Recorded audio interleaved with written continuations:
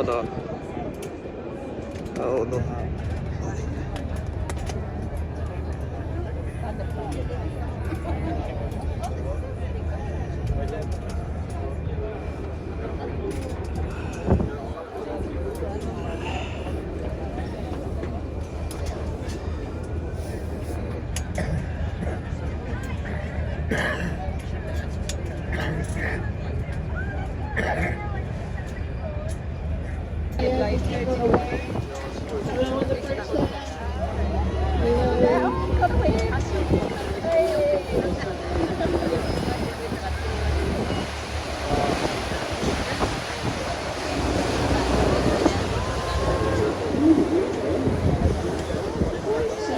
Welcome to the city of Westminster, guys. Has a lot of royal and glacial beginnings.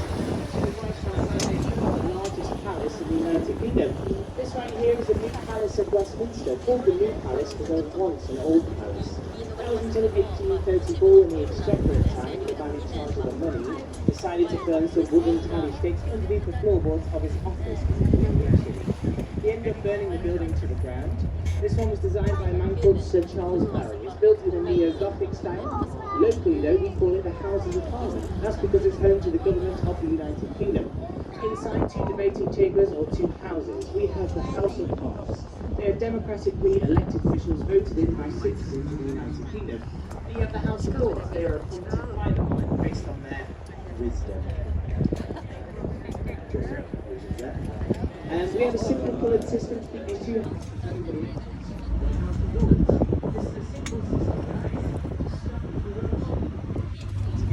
Security, and a very small building that you see all of here again was the Blind Hut, and that's simply the smallest prison in Britain.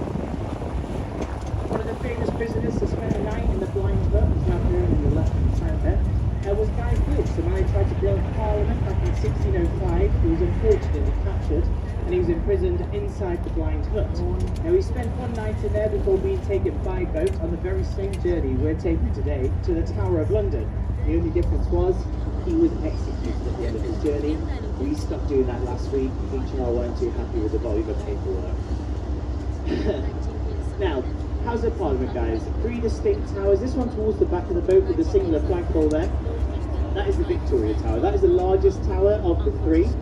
It's the archival tower, so every single law that's ever been passed here in Britain is actually stored in that tower. Every single ballot paper from every single general election is stored in that tower over there. That's how we basically keep everything. Stop. And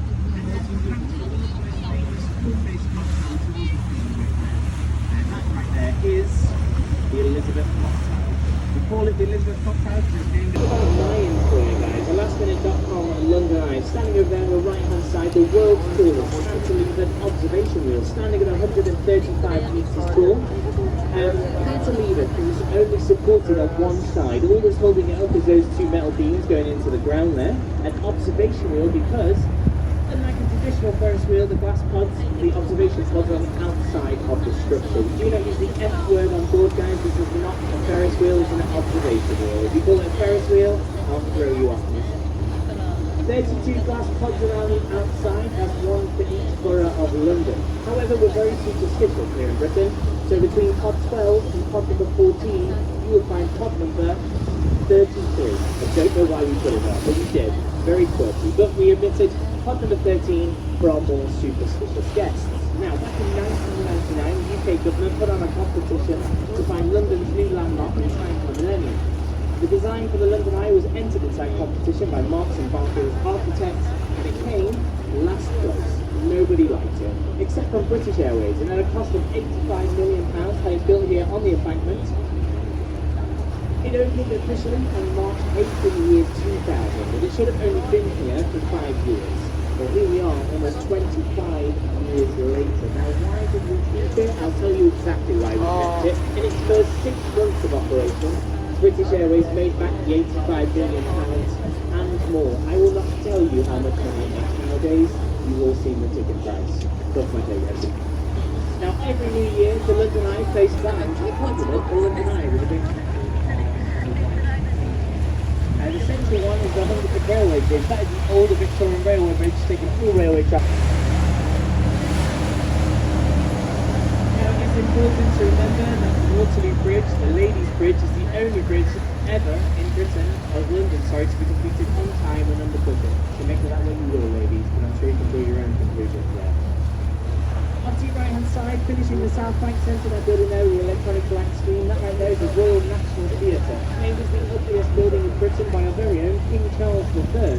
He compared it to the backside of a power station. I have to agree, it is pretty ugly, it's supposed to be brutalist. On the eye, it's built in the brutalist architectural style. Inside is home to some more incredible theatres here in the South Bank Centre, lots of West End building over here. Now it only stood there for about 13 or 14 years, and that's because during the production of Henry VIII, one of Shakespeare's plays, they decided to use a live cannon to recreate the sound of thunder and lightning. Now I'm no expert, but a live cannon in a wooden theatre was never going to end well. I guess you could say Shakespeare's plays really did bring the house down, so we literally did burn the building to the ground.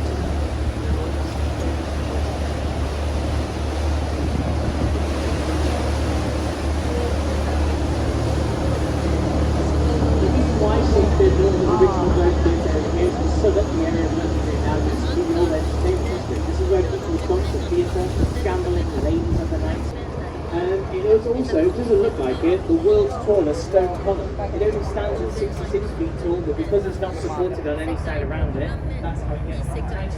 Now 66 feet tall, that's important. One was the year of Great Fire of London in 1666.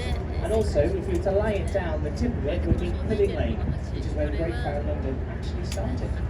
Now the Golden Orb sits on, Fergie got it wrong in a 2006 classic London Bridge, and she's still twerking away on Tower. Now the reason why London Bridge is so famous is because it was the original crossing point for what the Romans called Londinium over 2,500 years. Now it has 6 versions of London Bridge. This one was opened in 1972 by the late Queen Elizabeth II.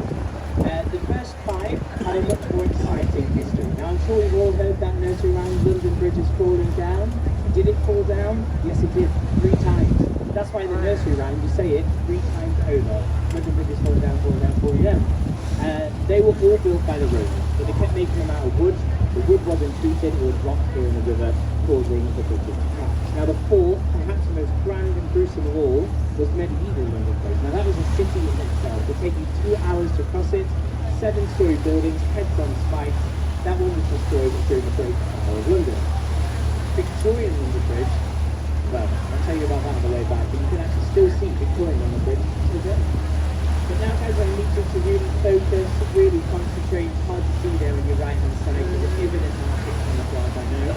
But that right there is a World War II light cruiser. That was a HMS Belfast.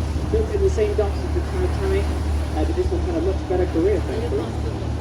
Credited with the liberation of Europe after firing the first shots of the D-Day landing. So sunk one of the Germans' most notorious warships, the Scharnhorst, which was 3 times the size of this boat. In the 1950s, it was sent to decommission, but the Imperial War Museum stepped in for a whole £1 coin, purchased it, and now it's floated here as a museum and a memorial to all those of the Allied forces who gave their lives during the First and Second World Wars.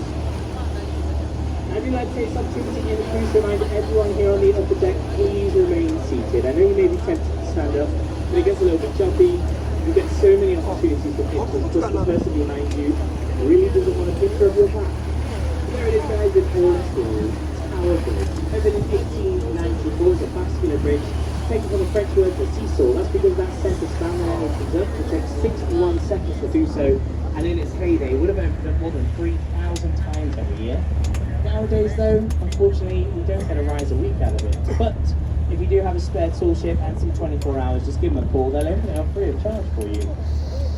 Now the bridge itself is actually made up of that blue steel you can see. It was originally painted brown after Queen Victoria's favourite food, which was chocolate. It was later repainted in this red, white and blue scheme for obvious reasons. All the stone you can see is purely just for show, has no structural value, simply cosmetic, and is there to make the bridge blend in with the Tower of London, which is currently there on the left hand side. Now the Tower of my ears good luck, and I don't know about you, but I need to do all the luck we can get guys. Hello on the bridge, nice. Hello. See that woman there with a very slow wave? You pay £25 left.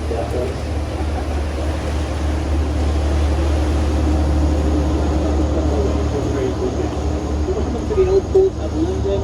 Once again, for over 100 years, it was the busiest port in the world. So busy, could walk from one side of the river across the decks of the merchant ship to the other side, and you wouldn't even get your toes wet. Nowadays, unfortunately, it's just high-end housing. Butler's Wharf, currently on the right-hand side, used to be a spice warehouse here in the city. You can now get a one-bedroom apartment there for the bargain price of £1.5 million. If you use the two-centre walkways, you will see some black straws, and you'll see some of your solid as well. We installed these black straws recently. You can walk over, look down to it.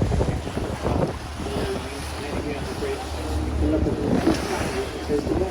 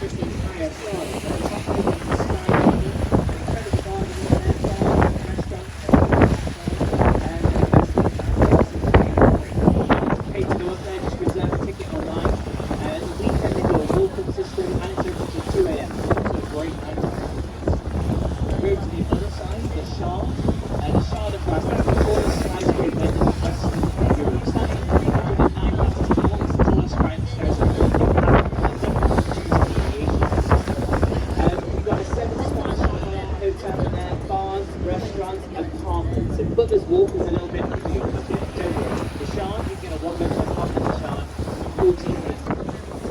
Our next bridge, this is Blackfriars Railway Bridge. This is the only bridge in the world to have a railway station entirely on it. That reason then it's the only railway station in the world that is 2 sides of a river. And on a nice sunny day here in the city, or even because you can hear